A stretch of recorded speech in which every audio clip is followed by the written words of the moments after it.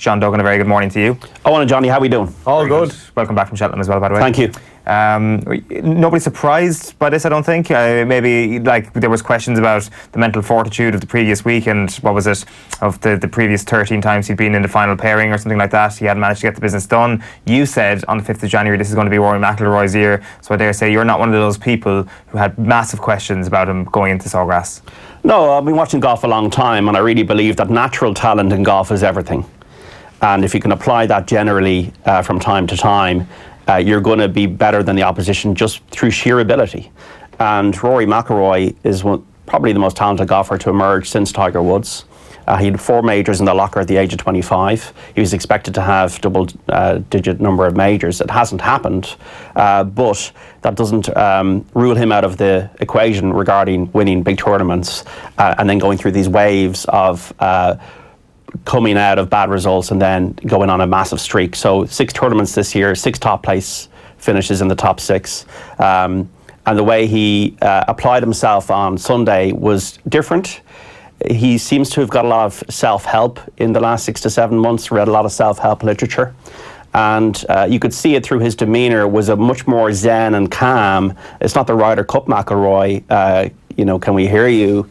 It's okay, I'm going to take a bunker approach in the 15th, absolutely clean-headed beautifully, sink the putt and just move on to the next hole. And also recovering from a double bogey on 4 in conditions were difficult. It's not necessarily a course Sawgrass that he's prospered on before, and this to me is very positive for his prospects at Augusta, because I think if he can get over that line at Augusta, I think he's been beating himself up too much. And one really interesting quote that I read in his press conference was that how he banks information from previous tournaments when he goes into new tournaments. So 18, this is the 18th hole when he needed a 4 to win the tournament, a par. He's driving the ball over water at Sawgrass. We've all played this on PlayStation, not very well, I haven't anyway. 18 tee shot was the one that was probably the most difficult shot I had all day, knowing I had a 4 to win. I just picked my target, I stepped up, I just made a committed swing.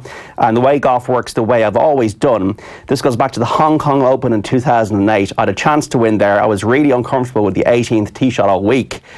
And the last hole was a 3-wood. I just said to myself, if you make a good swing at this, no matter what happens, I don't believe in anything really, but I think the golf gods will reward you for just making a good committed swing. And anytime I've got a tough tee shot, I stand up, I pick my target, and I swing as hard as I can. And usually it works out because you've committed to it, you've got a clear head. And the last 2 days, I piped it down 18 by just remembering that tiny thing from Hong Kong 10 years ago. That's pretty impressive stuff to read. It's remarkable, but what are you thinking in the middle of that shot before you know that the ball is safe? Like, is there not like a moment? What am I thinking as a fan, or what's he thinking? As a fan, like, are you not thinking to yourself, what are you doing? Are you like to play the less aggressive shot here? No, I'm thinking the strength of McIlroy's game is his driving. There's never really been an issue with the exosets that he launches from the tee. The issue has been with the flat stick and the putter. It's streaky, it's hot and cold. Brad Faxon, one of the best putters on the US Tour history, has been working with McIlroy, not in a really, you're my coach way, but in a kind of a mentor advisory way over the last year. They catch up regularly. So his putting stats were in the middle of the pack, but he's just so good tee to green. And when he gets into a groove, McIlroy, you see his body language change. You see the swagger, you see the way he walks differently. And I could tell once he birdied 15 with that bunker shot, that 17, the island shot, and the 18th would be negotiable. I'm not in any way surprised by Rory McIlroy's resurgence. People go, oh, he had a bad year, he this, he that. Natural talent is everything in golf. Tiger Woods came back from everything to win. Was it the Tour Championship? And be a part of the conversation again in his 40s with all the back surgery he's had. Natural talent will be everything in golf. And McIlroy, I think in the Masters, has finished top 10 in each of the last 5 years. So he'll definitely be part of the chat, whether his putting and a short game will be good enough under pressure. And I think that's why what's interesting about him is obviously with his wife, with his coach, Michael Bannon, and with his caddy that he's been defending, Harry Diamond, who was a very good amateur golfer, that he seems to have a team that he's comfortable with at the moment that can propel him to future success. And I think, as I said, if the Masters, if he gets over that hump, how many can he win? Because he'll have the set then, and only 5 golfers have done it in history. The thing is, Sunday's win was a marvellous win, and you're bang on, I think, when you say that he's got a kind of a new outlook in terms of being a more zen character, that we won't see the sort of fist-pumping Rory McIlroy that we used to see. Like, he was saying that the win is just another step on the journey, that he's been preaching perspective, perspective. I feel like I've got a pretty good handle on the perspective. He says it's a glimpse. My career is hopefully going to last another 15 or 20 years. So one tournament or one day or 1 month in those 20 years is nothing. It's just a glimpse. Whereas previously it felt like that one day or that one round could be everything to Rory McIlroy. His attitude has changed quite dramatically.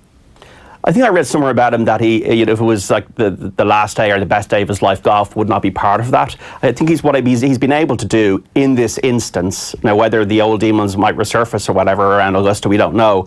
But he's been able to separate golf from his personal life, and he was talking about having an interior designer around on Monday. He's trying to separate. Okay, this is my golf, this is my office, and then this is my personal life and what I'm trying to do out of that. And I think maybe he's been beating himself a little bit up too much. But he's had these phases before. In 2013, he walked off Muirfield, the British Open, and said he was brain dead. A year later, he won 2 majors in a row at the British Open. He won that tournament a year later, and then he won the PGA. Now, I think why we've been questioning McIlroy is we expected him to be the Woods figure. We expected him to be winning majors every year. He hasn't won a major in 5 years. That's why your putting is off. You haven't lived up to your potential. But ultimately, golf works in waves. Phil Mickelson didn't win a major until he was 34 years of age, and he's one of the greatest golfers of this generation. He's won 5 major championships. He's won every major apart from the US Open. And I think McIlroy, it'll be fascinating to see how he plays at Augusta. If he can get off to a good start, say the Thursday, Friday, shoot in the 60s, how will he then play the weekend? Are you backing him? I backed him last year. He put a great for 3 days, and the last day, his head dropped. Will this new approach psychologically change the way he looks at things? I will be backing him, yeah.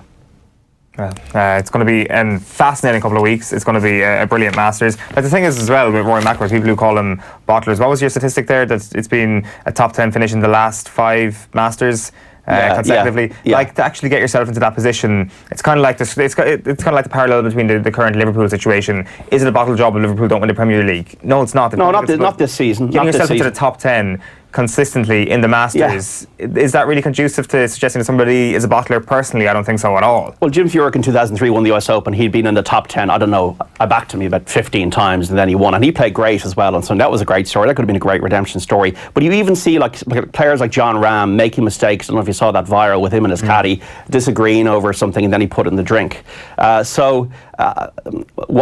Triumph through adversity is probably the only thing McIlroy needs to bring to his game, and we saw that on Sunday, and that's very positive for him, that he has that cojones, as I would call it.